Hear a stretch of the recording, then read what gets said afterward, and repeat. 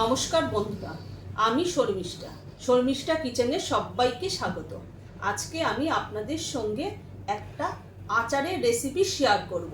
এখন গরমকাল, বাজারে গেলে তো আম পাওয়া যাচ্ছে, তাই আমি আজকে আমের আচারের রেসিপি শেয়ার করব। চলুন দেখে নিই আমি কিভাবে বানাই আমের আচার। আমি আমগুলোকে গ্রেটারের সাহায্যে গ্রেট করে নিয়েছি আর চোকলা ছাড়িয়ে নিয়েছি, নিয়ে তারপরে আমি গ্রেট করে নিয়েছি। আর এখানে ভাজা আমি একটা আচারের জন্য, আমের আচারের জন্য আমি একটা ভাজা মশলা তৈরি করে নেবো। তার মধ্যে এখানে আছে শুকনো লঙ্কা, তেজপাতা, ছোট এলাচ, দারচিনি, লবঙ্গ আর সাদা জিরে, মৌরি, ধনে আর গোলমরিচ। এগুলোকে আমি একটু কড়াইতে নেড়ে চেড়ে একটু ভেজে নিয়ে তারপরে আমি এটাকে ঠান্ডা করে আমি মিক্সিতে পেস্ট করে নেব। আমি কড়াইটা বসিয়ে দিয়েছি, কড়াইটা গরম হয়ে গেছে। এবার আমি ভাজা মশলাটা আমি আগে একটু কড়াইতে নাড়িয়ে নেব, নেড়ে চেড়ে একটু ভেজে নেব। মশলাটা আমি ভালো করে ভেজে নিয়েছি। এবার এটাকে আমি নামিয়ে নেব, নামিয়ে ঠান্ডা করে আমি মিক্সিতে পেস্ট করে নেব।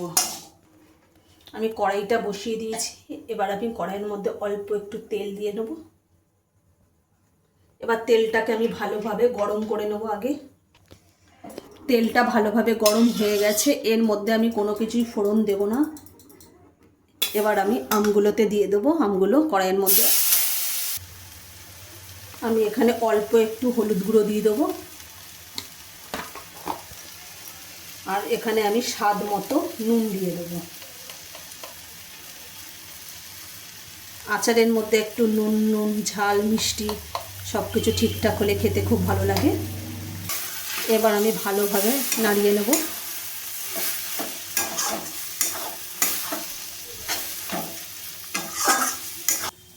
আমি যে ভাজা মশলাটা ভেজে নিয়েছিলাম সেটা আমি মিক্সিতে পেস্ট করে নিয়েছি। আর এই মশলাটার থেকে একদম দুর্দান্ত একটা স্বাদ বেরোচ্ছে, এত সুন্দর একটা গন্ধ। মানে এই মশলাটা আচারের মধ্যে দিলে তাহলে কীরকম টেস্ট হবে বলুন। এর মধ্যে আমি চিনি দিয়ে দেবো। আমি 3 চামচ চিনি আগে দিয়ে দিব।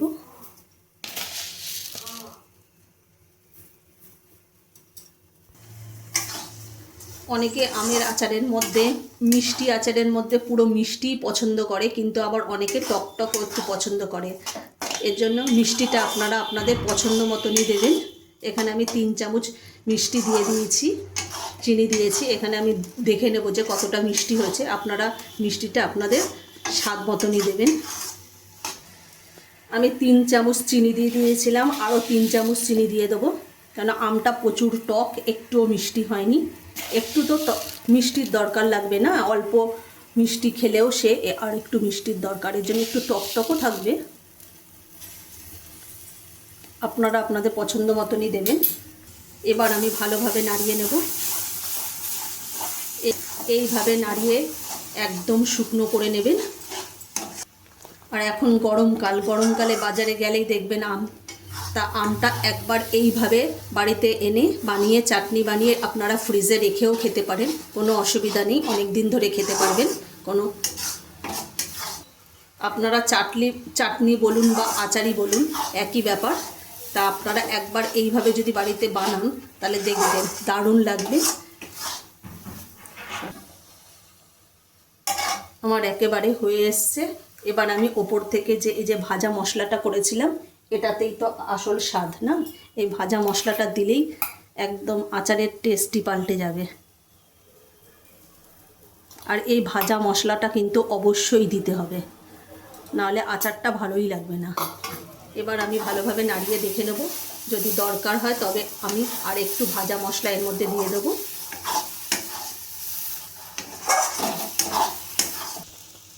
আমার আমের আচার একেবারে রেডি, দেখুন কত সুন্দর হয়েছে।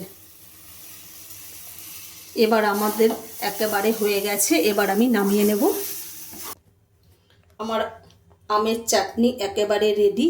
এখানে যে আমের চাটনি বলুন বা আচারই বলুন একই ব্যাপার। এখানে আমি যে আমের আচারটা বানিয়েছি, এখানে আমি গন্ধরাজ লেবুর এই পেছনের দিকটা তো আমি এটাকে কেটে দিয়ে দিয়েছি, কেন গন্ধরাজ লেবুর একটা দারুণ একটা গন্ধ থাকে।